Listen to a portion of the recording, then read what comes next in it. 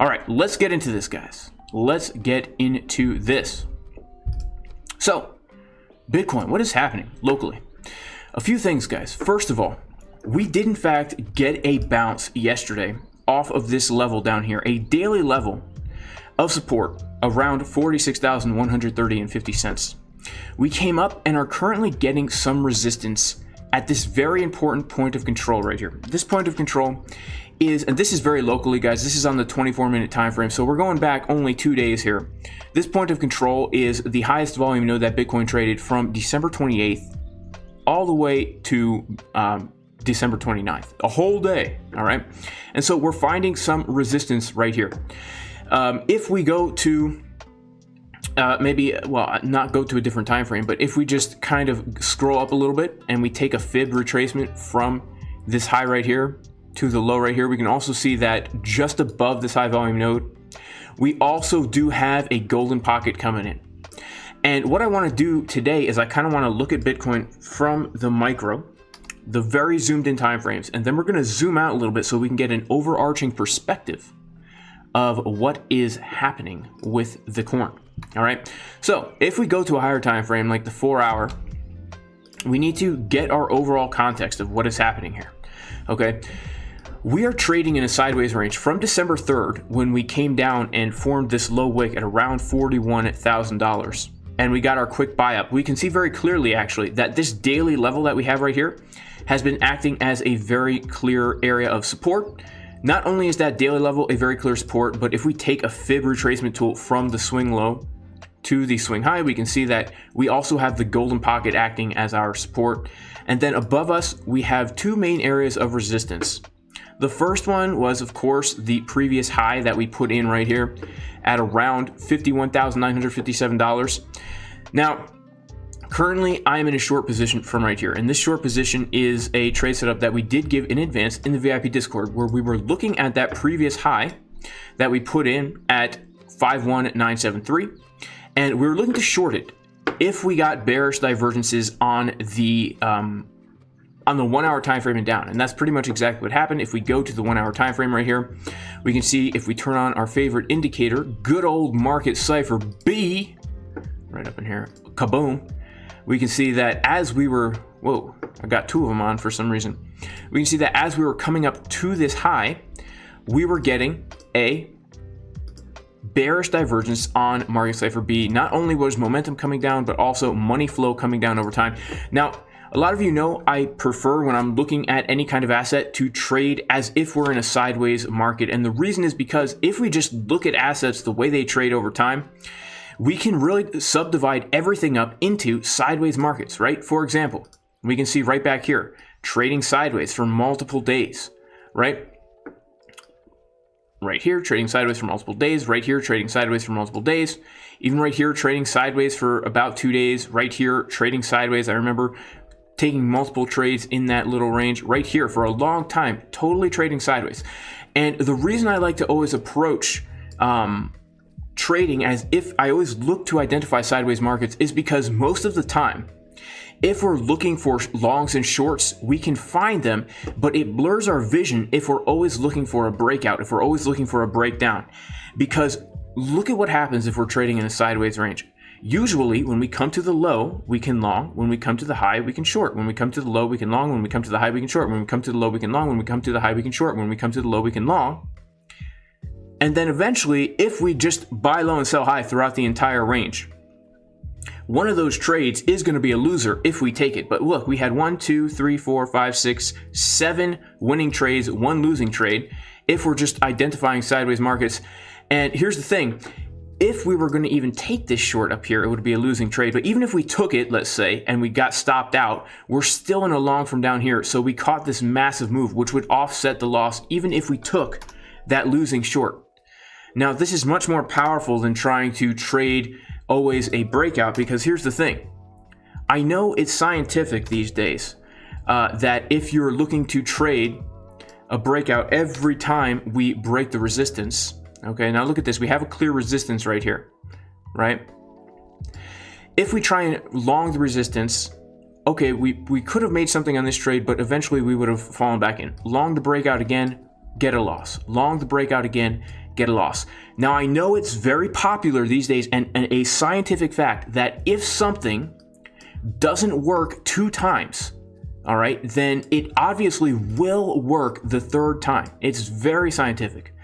But unfortunately, when it comes to Bitcoin and possibly other things in life, the same thing for a 3rd time is not going to work. And so if you long that breakout the 3rd time, it won't necessarily work. Instead, if we're looking to, instead of long the breakout, long when we come to support, and instead of trying and short the breakout, right? Short the breakout, especially if we're getting bearish divergences on market Cipher B, that will usually lead to more success, which is why we shorted the breakout, which is why we were looking to short the breakout in the VIP Discord, because we saw bearishness happening on market Cipher B. You have to think of it this way, right? If you see momentum and money leaving the asset and we're seeing higher prices, that means there needs to be a correction to the downside. All right. And so I'm currently short. Yesterday, we did also get a long bounce from this key area right here. Boom. This weekly level.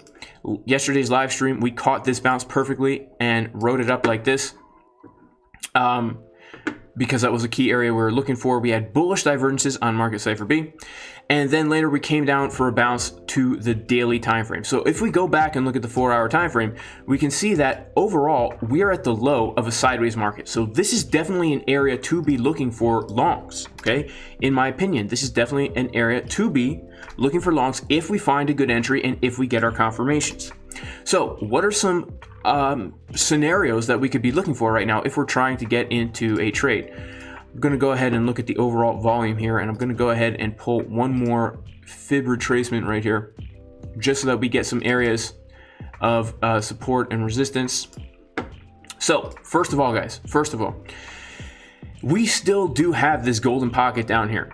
And what would be very nice, in my opinion, and probably the situation that I most desire, would be if we came down to this golden pocket to take out all these previous lows with bullish divergences on these higher time frames, even maybe, you know, the 3-hour, the 4-hour, something like this, where we get another little red dot on the 4-hour, bullish divergence as price comes down into that golden pocket. That is a major area of support I'm looking at. Another major area of support would be the 786, guys, because that 786 right down here is also, if we turn on some of our other levels, a monthly level right there on the 786. So I would be looking for that for a support as well. Assuming we're going to stay in a sideways market, right? We could just break out from here and see new all-time highs. And then the third area would be down here because we do have a daily level down there untapped. Okay, and not only do we have an untapped daily down there, but we have a previous zone of liquidity where we could see a buyback if we came down below there. And so those are the 3 major areas I would definitely be looking to get to along. The other situation could be, guys, that we have absolutely put in a bottom here. That could very well be. And the reason I say we could have put in a bottom here is because if we go to the 1-hour time frame, well, first of all, if we go to the 4-hour time frame, right, technically on the 4-hour time frame, and we can see this even more clearly on like the 6-hour time frame and the 8-hour time frame, but we have put in a hidden bullish divergence here where we see price making a we got to grab it from this wick right down here. We can see price making a slightly higher low, and we can see momentum making a lower low. This is called a hidden bullish divergence. This is a continuation pattern in an uptrend. We have put in a higher low here. So potentially when we did bottom out from right down here, and of course we are long from right here because it's the golden pocket. That was one of the trade setups given in the VIP Discord. By the way, if you want to get into this VIP Discord, you can go to patreon.com/Jason Casper. I recommend, though, that you don't do it until January 1st because Patreon will charge you twice. It's $45 a month. But we were looking for that long right here. Let's see. It was a while ago now, but it was very juicy right here. Yeah, we're looking to long because we were coming to the golden pocket and we were seeing our bullish divergences forming on the 1-hour time frame. Yeah, we longed it right from the bottom there. Kaboom. Still in the long, guys. Not the biggest position in the world. I took a lot of profit out, but I'm still holding it in case we get higher. And then of course, as we were coming up to the high, we are absolutely looking for us to reject from the high here, from the this area, which did happen as well. So now that we are putting in our higher low and we're getting the hidden bullish divergence on the 1 hour time frame, we can see clearly that we are getting regular bullish divergence. Now, regular bullish divergence on the 1 hour time frame, I call these uneven butt cheeks. Uneven butt cheeks are basically where you have a very deep low cheek. Okay, it's very low, it's very thick.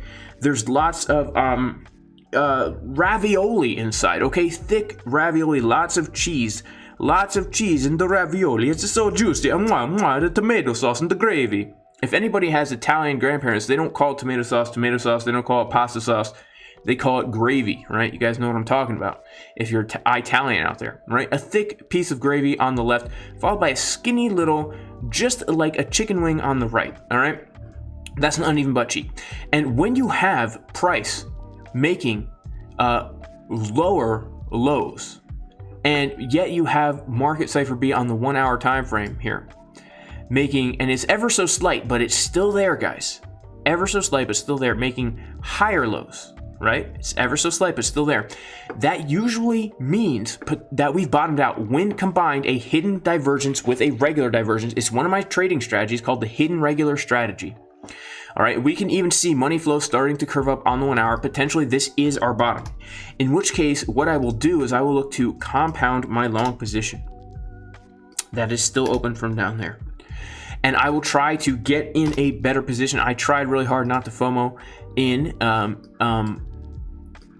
earlier today, but there is a very high chance that we actually come up from here, in my opinion, guys, before another retrace. So something I would be looking for is potentially, if we come up, we get a rejection, maybe look to catch part of the long. If we come down to the 382 level, right now the 1 hour is actually starting to look a little bit more bullish. I thought maybe we were going to get a red dot and do something like this.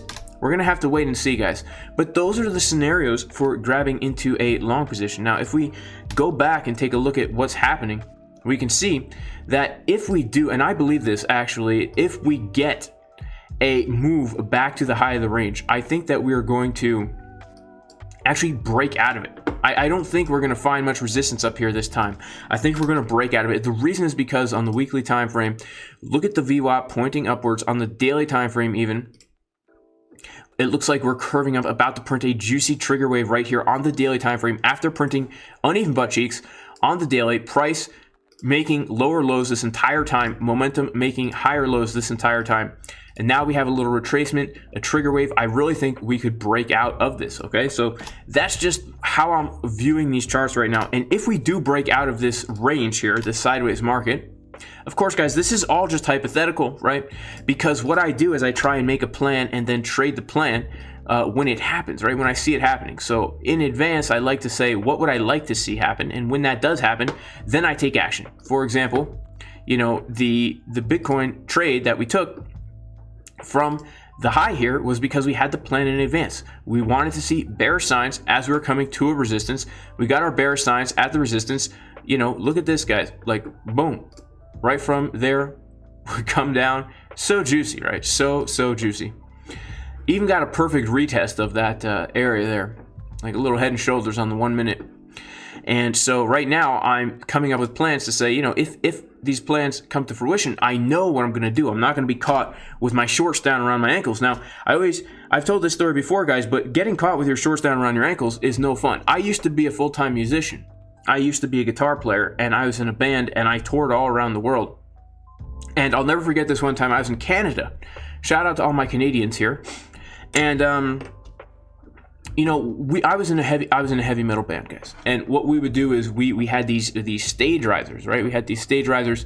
We would get up on these stage risers, and when you're in a metal band, you guys know what you do during breakdowns. You squat, right? You squat with the guitar at the same time, right? It's the cool thing to do. It was the cool thing to do back in the late 2000s in the American metalcore scene, right? The attack days, guys. Everyone had the synchronated headbanging and squatting and crabcore and all that, right? So you get up on the box during the breakdown, you're squatting down low, you're feeling like a boss. All of a sudden, guys, I was wearing some pretty tight jeans at the time. All of a sudden, I hear, right? Look down, giant hole in the crotch, guys. Unfortunately, no underwear that day, right? And I was in front of all these people looking up at me, right? They're literally looking up at the hole in my crotch. And guess what they saw, guys? They did see the Jason Casper anatomy just flailing around under the stage lights. And that always reminds me of getting caught with my shorts down around my ankles. And I forget why I was telling this story, guys. But the reason I'm telling this story has escaped me. But there's a little random fact about Jason Casper, okay? So, if we do break out of this range and we come to the upside, I think that the major areas that we then need to be aware of are, first of all, going to be the macro golden pocket pull from the all-time high to the swing low of this wick here. And let me make market cipher be a little bit smaller and take a look here. Yeah, so coming in right around that $60,000 area, that golden pocket is going to be a major area of resistance for us. So I really do think that if we can come above this golden pocket right here around 53, I'm going to be looking for us to make a move back up to this $61,000 area. And another reason why this is such an important area is because if we just analyze the volume that was traded here in this little range, we can see that, you know, right around that $61,000-ish area, right in this box, not only do we have the macro golden pocket, but we have a high volume node, the highest volume node that Bitcoin traded all the way back from October 2nd until the beginning of December, right? So this, if we break out of this range and we want to see more upside for Bitcoin, we're going to have to get above this box right here, guys. So that's kind of what I'm thinking as far as the coin goes. Of course, if we lose the range to the downside, then we do have some levels below us. You know, obviously we need to be aware of this little section of price action here, you know, where we have a little range where we could potentially come down to the low of it for a bounce around 39K. And if not, then the next major area of support in my mind is going to be way down in the 20s. All right. And the reason I'm talking about Bitcoin in the 20s is not because I'm a perma bear, right? But it's because I don't want to get caught with my shorts down around my ankles again, guys. And I want to be prepared. See, when we pull our fib from the swing low to the swing high, from the coof dump to the all-time high, and we see that we have a golden pocket coming in right around 26K, this is called wearing underwear for when we're on stage squatting in front of a whole bunch of people, okay? Because if we get a rip in the pants, all right? If we get a rip in the pants, and this is, in fact, a pair of pants. I don't know if you can tell, but this, in fact, is a pair of pants right here, okay? This is the pair of pants, right? And this is the belt right here. These are the belt loops, all right? And this is called the Andreas fault line, okay? Now, certain brands of jeans actually have this built right in. This is the weakness, right? If there happens to be some kind of ground-shattering event, this will split in half. And if we split in half, we don't want people to see what's inside, right? We don't want people to see the fib, all right? We want to be prepared. We want to have something under there so that if we do come down, we have a plan, all right? So there we go.